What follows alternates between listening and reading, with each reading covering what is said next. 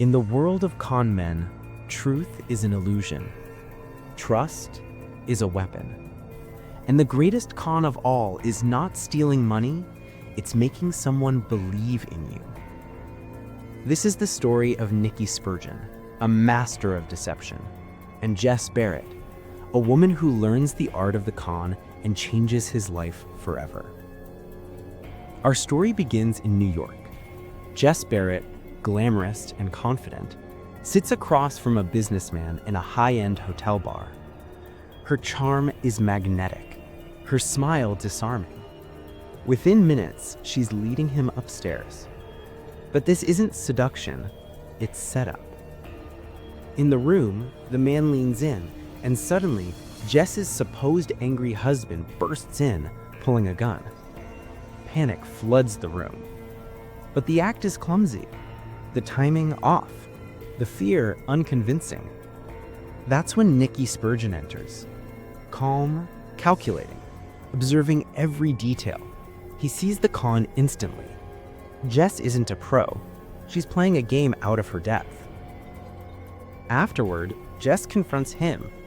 She knows he saw through everything, and instead of embarrassment, she makes a bold request. Teach me. At first, Nicky brushes her off. He's a professional. Emotions are distractions, and amateurs get hurt. But Jess is persistent, and something about her spirit intrigues him. Against his better judgment, he agrees. Jess steps into Nicky's world, a well-oiled machine of thieves, pickpockets, and grifters. Each one trained to misdirect, to steal in plain sight, to vanish before the mark even realizes they've been touched. In crowded streets, Jess learns the craft. She's bumped, spun, and lifted until her pockets are emptied again and again. Nicky explains the rules. Rule 1. The hand follows the eye. Distract the focus, and the hand is yours. Rule 2. Confidence is everything. Doubt breaks the illusion. Rule 3. Never get attached. Emotion clouds judgment. Jess adapts quickly. A touch on the shoulder, a smile at the right moment, and she's sliding watches off wrists, phones from pockets, wallets from purses. She proves herself. She's not just good, she's a natural. The crew heads to New Orleans, a city alive with energy during Super Bowl weekend. It's the perfect hunting ground.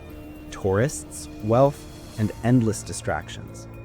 In the bustling streets and packed stadiums, Nicky's crew operates like a symphony. Pockets are emptied before their owners even realize it. Watches vanish in seconds.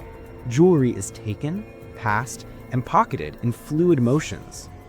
Jess thrives in the chaos. She becomes the centerpiece of the operation, moving through the crowds with elegance and precision. For the first time, she feels the rush of being part of something bigger. But in the quiet moments, another feeling grows. Chemistry between her and Nicky. Though he warns against it, they fall into each other's orbit.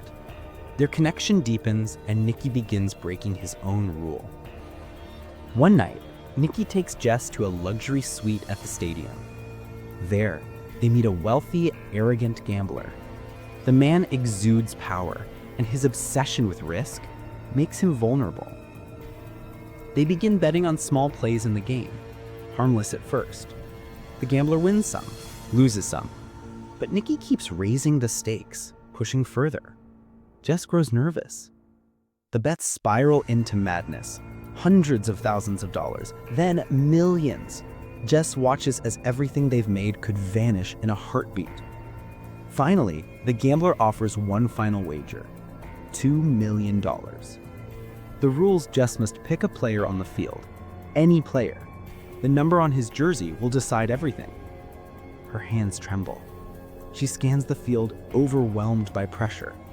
Then she chooses number 55. The gambler laughs. The odds of guessing right are astronomical. But Nicky remains calm, a faint smile on his lips. The player turns. His jersey reveals the number 55. The gambler explodes in disbelief. Jess collapses in shock. Only later does Nicky reveal the truth. The entire day, from their ride to the stadium to the suite itself, the number 55 was planted everywhere. On billboards, signs, clothing, even hotel room numbers. Subliminal cues pushed the gambler's subconscious toward that number. When Jess scanned the field, the choice wasn't chance. It was inevitable. This was not luck.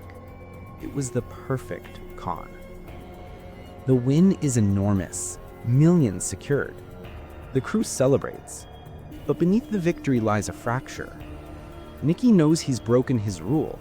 His feelings for Jess are real, and in his world, real feelings are deadly. Without warning, he vanishes. No explanation, no goodbye, just gone. Jess is left devastated. For her, it was love. For him, it was survival. Time passes. 3 years of silence. Nicky resurfaces in Buenos Aires, drawn into a new world of wealth and danger. He's working with Garriga, a powerful Formula One executive. The job? Manipulate technology, sabotage rivals, and profit off deception. Everything is precise, calculated, until he sees her. Jess. She's radiant, self-assured, and now romantically tied to Garriga himself. The sight shatters his composure. The woman he left has become part of his Mark's life. Suddenly, the job is no longer clean. Nicky tries to stay focused, but Jess pulls him in. Their chemistry reignites, as powerful as before. But under every word lies suspicion. Is she still in love, or is she playing him? Nicky takes greater risks, weaving his way through Garriga's empire while trying to untangle Jess's intentions. The stakes are higher now. Garriga is no fool, and betrayal means death.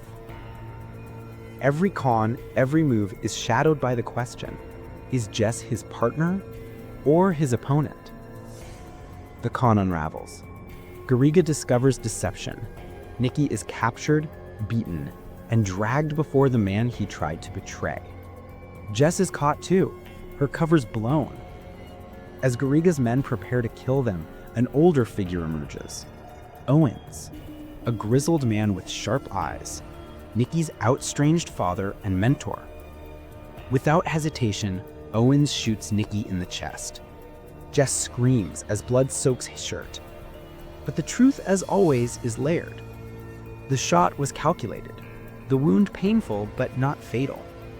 Owens explains that in the life of a con, sometimes you have to take the hit, literally. A staged betrayal is the ultimate distraction.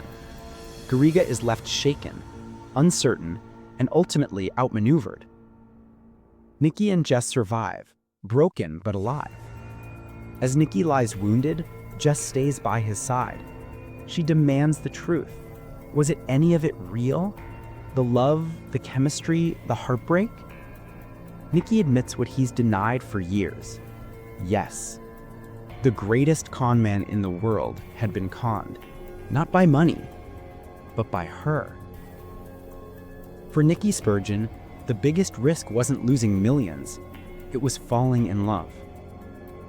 Focus is a story of deception, betrayal, and the thin line between illusion and truth. Every con is built on trust. Every illusion hides a reality. But in the end, love itself is the greatest gamble. For Nicky and Jess, the game never ended. The question remains, was their love real, or just the longest con of all?